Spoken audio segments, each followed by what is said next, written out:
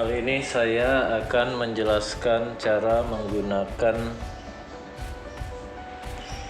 jangka sorong. Ini bagian-bagian dari jangka sorong.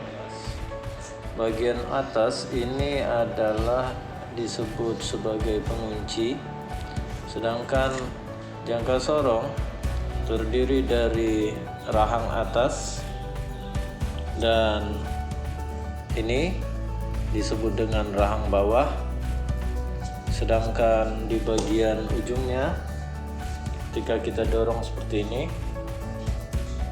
akan muncul, maka ini disebut juga dengan pengukur kedalaman. Untuk mengukur diameter bagian dalam benda seperti ini, dengan begini kita tahu diameter bagian dalam benda berongga seperti ini berapa dengan melihat skala yang tertera di sini. Nah, untuk bagian yang lainnya, jika kita ingin mengukur diameter bagian luar, maka cukup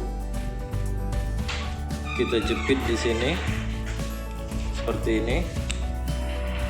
Nah, ketika kita jepit seperti ini, maka kita bisa menentukan berapa besar diameter bagian luar dari benda tersebut.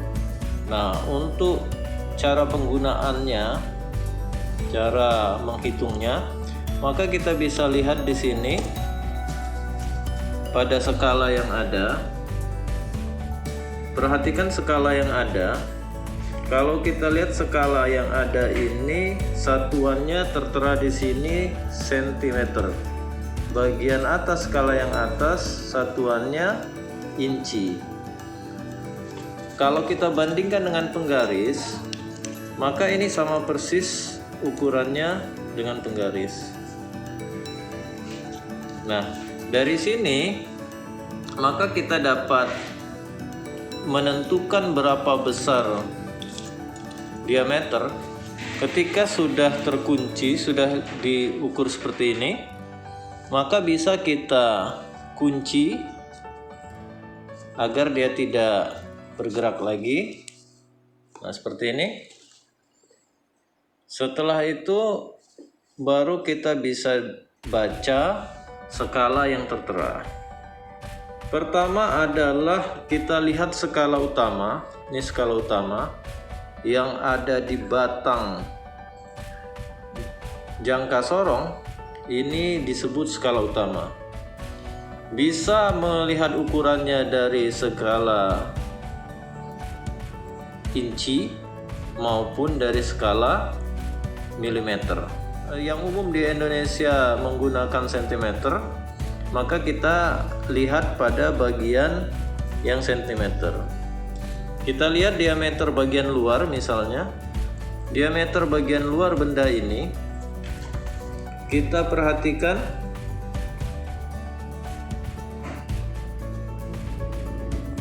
nah, ini kalau kita lihat, pertama lihat skala utama yang mendekati titik 0 nonius. Ini skala utama, ini skala nonius.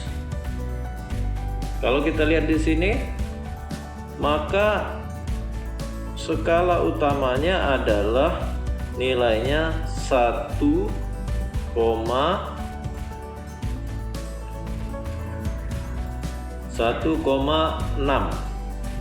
ya, 1,6 cm atau 16 mm. Setelah itu kita bisa lihat skala nonius yang garisnya sejajar dengan skala utama, titik 6. Karena 5,5 belum sejajar juga, masih lebih sedikit, dan pasnya ada di titik 6. Maka kita dapat katakan bahwa diameter benda ini adalah 16,60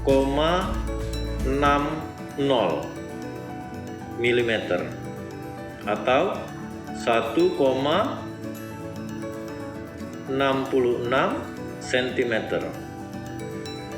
Selanjutnya untuk mengukur kedalaman, pertama adalah kita masukkan, tancapkan seperti ini, mengukur kedalaman ya. Setelah itu turunkan perlahan. Setelah itu kita kunci di bagian sini. Setelah kita kunci, maka kita bisa tahu berapa kedalaman benda tersebut, benda ini ya. Maka kita tahu kedalamannya dengan cara seperti tadi. Lihat skala utama. Skala utamanya yaitu di 19 mm, sedangkan yang sejajar yaitu pada 7,5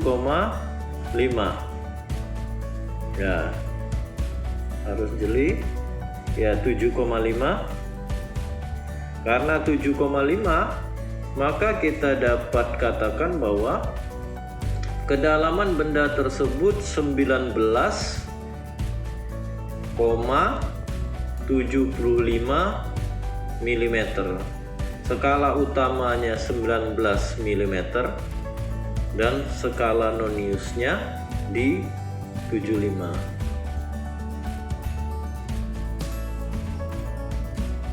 Contoh soal, kalau kita lihat di sini, ketika kita mengukur panjang tutup pulpen menggunakan jangka sorong, maka jika kita perbesar bagian hasil pengukuran di sini, skala utama dan skala nonius, maka kita peroleh seperti terlihat pada gambar, di mana pertama kita lihat skala utama yang mendekati titik 0 nonius. Ini yang dilingkarin warna merah. Selanjutnya kita peroleh nilainya yaitu skala utama sebesar 2,600 cm. Langkah berikutnya, lihat skala utama dan skala nonius yang sejajar. Kalau kita perhatikan dari sini, dari nilai yang pertama nonius nilai 1, 2, 3, maka terlihat 3 belum sejajar dan 3,5 juga belum sejajar, maka sejajar terlihat di sini di 4. Maka kita dapatkan bahwa skala nonius sama dengan 0,040 cm. Untuk selanjutnya, maka nilai skala utama kita jumlahkan dengan skala nonius, maka kita peroleh hasil yang bisa dibaca yaitu 2,64 cm.